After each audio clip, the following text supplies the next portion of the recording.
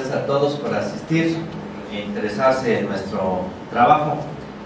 Por supuesto, le agradezco a mi buen amigo licenciado Jesús Manueles, quien nos apoyó para la elaboración de este evento, al maestro Horacio Sánchez, quien nos organizó y nos procuró acogernos bien en este recinto. Por supuesto, pues, a todo el equipo de trabajo de aquí del Colegio Nacional de Economistas, donde pues ya desde hace muchos años colaboramos, participamos y hemos estado presentando nuestro trabajo. Gracias a todos ustedes por venir. Yo espero poder hacer que ustedes no solo se interesen por nuestro trabajo, sino que además realmente aprendan algo de esta pequeña charla y por supuesto pues que se lleven un valor agregado en este tiempo que nos están ofreciendo. Vamos a iniciar en principio poniendo contenido de nuestro tema. Vamos a hablar de una introducción, vamos a hablar sobre justamente este asunto de la economía real y la economía financiera, y terminaremos con la vinculación de las finanzas y la educación. Particularmente les haremos algunas observaciones que confiamos sean entretenidas para ustedes. Como buen académico, pues vamos a empezar con una definición. Si me hacen un favor de cambiar, es la definición de finanzas. Muchos estudian finanzas, todos tenemos la relación con las finanzas, pero finalmente, ¿qué es en sí? Realmente pocos lo hacen, lo definen, lo entienden, lo comprenden, y pues empezamos con este asunto particular. Finanzas es simple y sencillamente el estudio que nosotros realizamos de los flujos de entrada y de los flujos de salida de efectivo. Esto significa que todos y cada uno de nosotros recibe un ingreso, tiene un egreso, y por lo tanto eso es lo que nosotros tenemos que estudiar. Sus finanzas serán llamadas finanzas personales.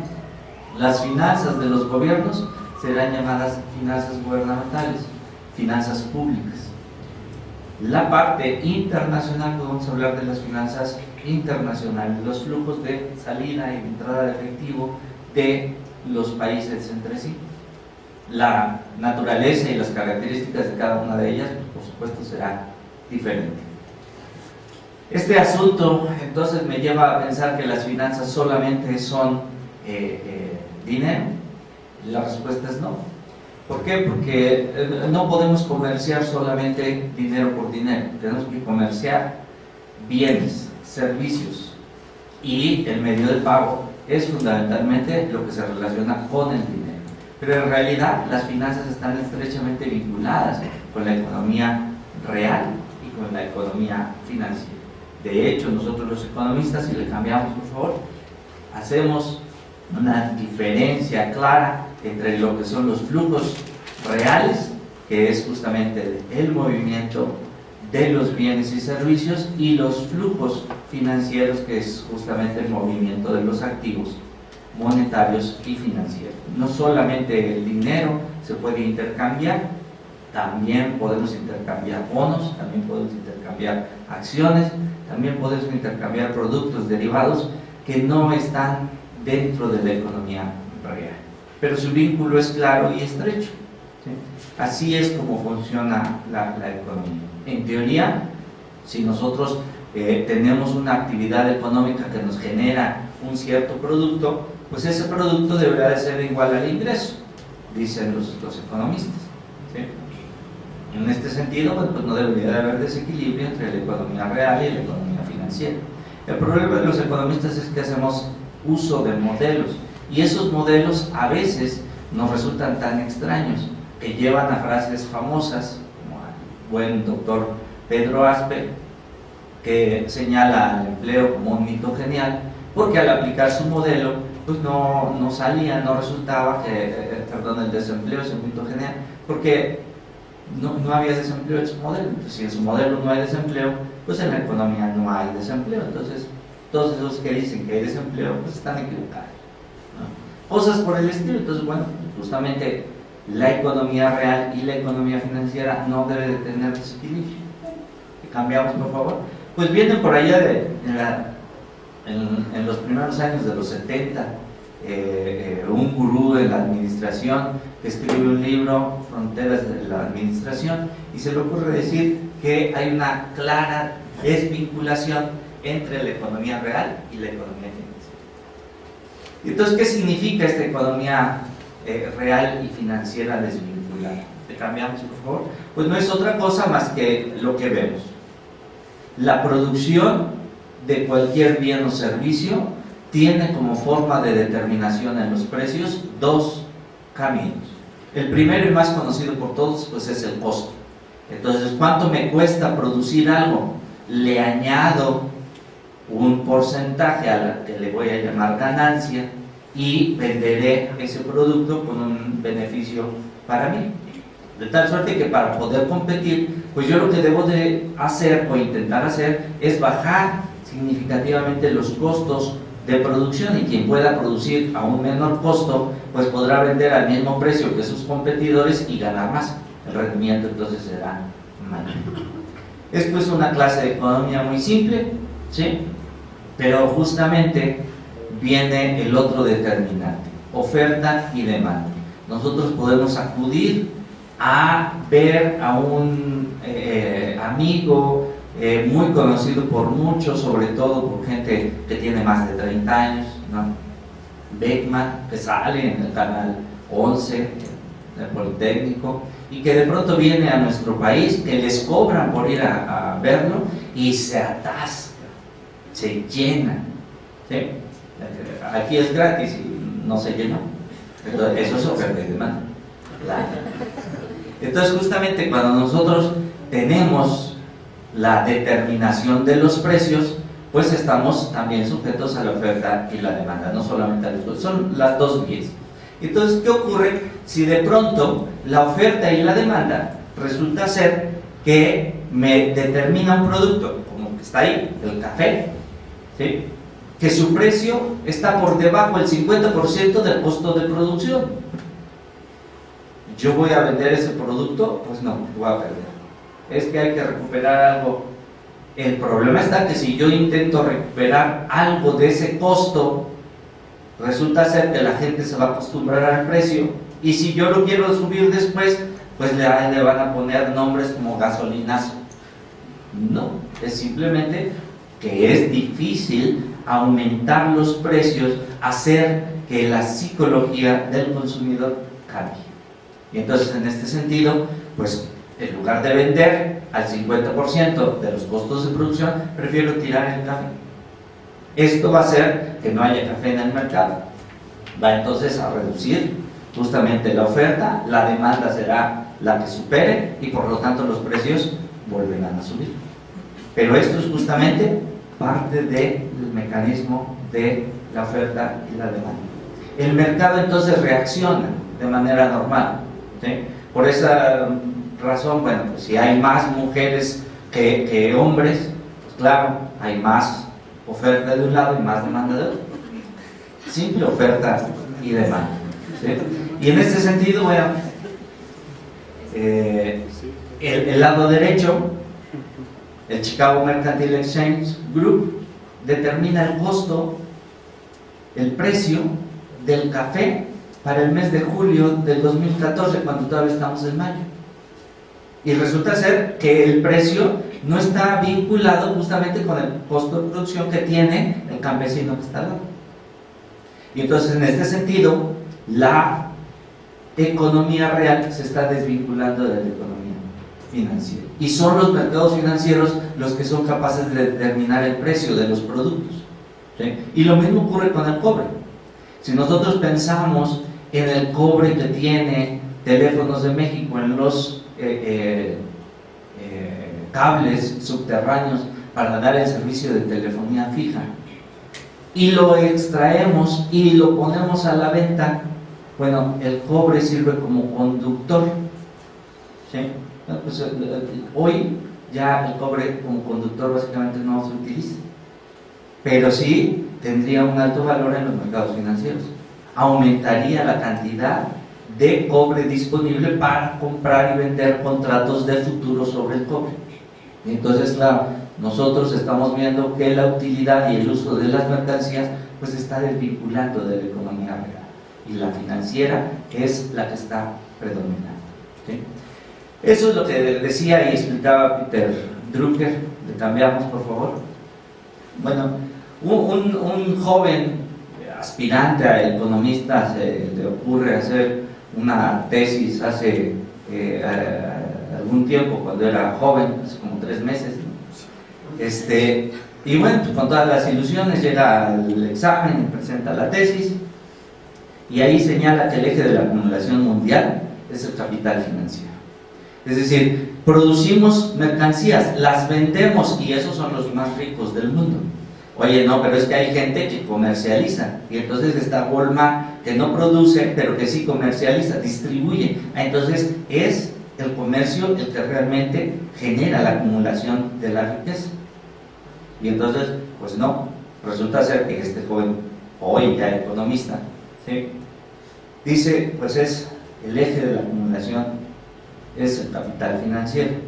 Y tan es así que, bueno, dentro de algunos años nosotros vamos a ver que de tantas instituciones financieras va a quedar apenas un grupito muy pequeño, y van a formar un gran mercado oligopolio en lo financiero. Y como va a generar esto, entonces va a generar una fortaleza tal que no importa cuántas crisis haya, no importa que sean ellos mismos quienes las generen, ellos van a salir adelante y van a salir fortalecidos. La Facultad de Economía y en general las escuelas públicas de economía, que tienen un peso importante en las teorías socialistas, pues justamente no faltan los economistas que en crisis como la del 2008, gracias a Dios el capitalismo va a desaparecer porque están en crisis, ¿sí? Y pues mi respuesta siempre es la misma: lo único que van a hacer es fortalecer a algunas instituciones financieras y desaparecer a otras. Punto. Y entonces se va a fortalecer el más fuerte y se va a desaparecer al más débil. Esto como que lo conocemos popularmente como la ley de la selva. Estas son las leyes de oferta y demanda, ¿sí? Ese joven economista pues les está aburriendo hoy un poquito. Le cambiamos, por favor. Y existen otros materiales. Hay mucho trabajo en este sentido, y muchos usan el aspecto popular, el aspecto coloquial. Hay que interesar a la gente que no se interesa en las finanzas, ¿sí? Y entonces pues hay que hacer cosas que sean atractivos a los ojos, a los oídos de estas personas. Bueno, pues vamos a hacer un documental que ustedes ven ahí, Trabajo Confidencial, que plantea en casi 2 horas, pues plantea muchos conceptos. Pero empieza con un asunto muy claro. Hablemos de Islandia, un país que tiene una población de 320,000 habitantes. Y lo que estos 320,000 habitantes producen tiene un valor de 13,000 millones de dólares. Y llega a una quiebra financiera, una quiebra bancaria, que lleva al endeudamiento y al rescate por nada más 100,000 millones de dólares. Es decir, vean la diferencia entre lo que estaba endeudado y lo que se producía, ¿sí? Y estos 3 bancos, que pues ni siquiera puedo pronunciar bien, ¿sí?, es Landsbanki, Kaupthing, Glitnir, que seguramente somos muy conocidos por todos ustedes, ¿no? Así como BBVA Bancaria o Santander, muy conocidos, ¿no? Bueno, pues ni en su país los conocían, ¿sí? Bueno, pues estos 3 bancos eran propiedad del gobierno, los privatizan, y entonces en menos de 5 años reciben 120,000 millones de dólares, es decir, casi 3 veces el PIB de su propio país, ¿sí? Por supuesto se van a la quiebra, y por supuesto pues esto les lleva a los comentaristas del documental a decir: señores, las finanzas se impusieron en la economía real y arruinaron a nuestro país. Entre otros conceptos, también dice, bueno, pero esto no es producto simplemente de un mal momento económico por el que atravesó el país, no, es un proceso en el que intervienen los perversos y nos generan pérdida. Y claro, pues así encontramos en el mundo nuevas frases y nuevos términos que nosotros manejamos, acuñamos, y que hoy ya está pasando a ser parte de la historia. Para muchos hoy ya el concepto de contabilidad creativa pues ya no es tan reconocido rápidamente. Pero en su momento, pues Enron, una empresa muy importante, quiebra porque sus contadores, que son muy creativos, dicen, oye, ¿qué tal si planeamos que de nuestros ingresos actuales, ¿sí?, a 10 años los vamos a multiplicar por 1000? Pues reflejémoslo de una vez en la contabilidad, ¿no? O sea, todavía no generamos esos ingresos, pero con nuestras estimaciones vamos a generarlos. Entonces, vamos a hacer pensar a la gente que estamos muy bien, ¿sí? Y eso en complicidad con justamente los asesores financieros. Compren las acciones de Enron porque vean qué tan buenas están, ¿no? El problema está que algunos sí actuaron de muy mala fe y con dolo, tratando de beneficiarse de manera fraudulenta, pero otros, el problema está que no sabían de finanzas. Hay un comercial por ahí que tal vez ustedes hayan visto, el señor que te está vendiendo el seguro, la pensión, hace 2 semanas estaba vendiendo trajes. Lo mismo ocurre, ¿sí? Entonces, hay gente que no sabe de finanzas y por supuesto es capaz de recomendar comprar activos financieros, y la gente cree, si son asesores financieros, pues son buenos, ¿no? Deben de saber. Entonces, en este sentido, pues se da la contabilidad creativa, se da la mala asesoría, y por supuesto va a la quiebra y causa un quebrante financiero muy importante. Enron, dice este documental, no estuvo solo, estuvo ayudado por Citibank, por JP Morgan y por Berry. Si ustedes preguntan de estos, seguramente van a encontrar N casos de fraude financiero o de coincidencias, ¿sí? Dicen, no, pues pregúntale a oceanografía. Y por supuesto, pues o sea, los que se van a la cárcel o a los que despiden son a los empleados, ¿sí? Pero los altos funcionarios, dice este documental, no solamente no van a la cárcel, sino que además se les premia y se les dan bonos, y bonos muy grandes, ¿sí? Pero además dice, bueno, es posible que muchos de ellos incluso ni siquiera pisen la cárcel, sino que se vayan como secretario del Tesoro de Estados Unidos, ¿no? Le cambiamos, por favor. Y entonces así justamente pone una premisa también este documental, en el que dice, señores, de manera regular en la historia financiera de Estados Unidos, después de Ronald Reagan, que empieza un proceso de desregulación que va a llevar a la globalización financiera de la que hablaba la maestra, pues es justamente el que va a empezar a promover este tipo de políticas económicas y monetarias. Y entonces señala algunos ejemplos, como el señor Alan Greenspan y un señor Robert Miskin, Charles Keating hace un fraude, y este fraude es tan simple como mentirle a la gente de que lo que está vendiendo es maravilloso. Oye, pues prometer no empobrece, ¿no? Entonces, ¿dónde está el fraude? Eso es lo que dice Alan Greenspan. El señor finalmente se va a la cárcel, pero Alan Greenspan es nombrado presidente de la Reserva Federal de los Estados Unidos por su buen trabajo ante esta situación. Es tan bueno que lo mantienen 3 presidentes en todos sus periodos, incluyendo a George Bush, que estuvo 2 periodos, ¿sí? Entonces, en realidad, dice, si nosotros somos genios financieros y atacamos a las entidades financieras, ¿sí?, si no les ganamos, nos contratan, ¿sí?, de todas maneras, y si les ganamos, con más razón, ¿sí? Entonces pone ahí el ejemplo de Robert Rubin, que es de Goldman Sachs, antes de irse como secretario del Tesoro, y cuando termina de ser secretario del Tesoro, pues se va como vicepresidente de Citigroup, y nada más y nada menos gana anualmente 126 millones de dólares. Digo, lo que les dan de domingo a ustedes, ¿no?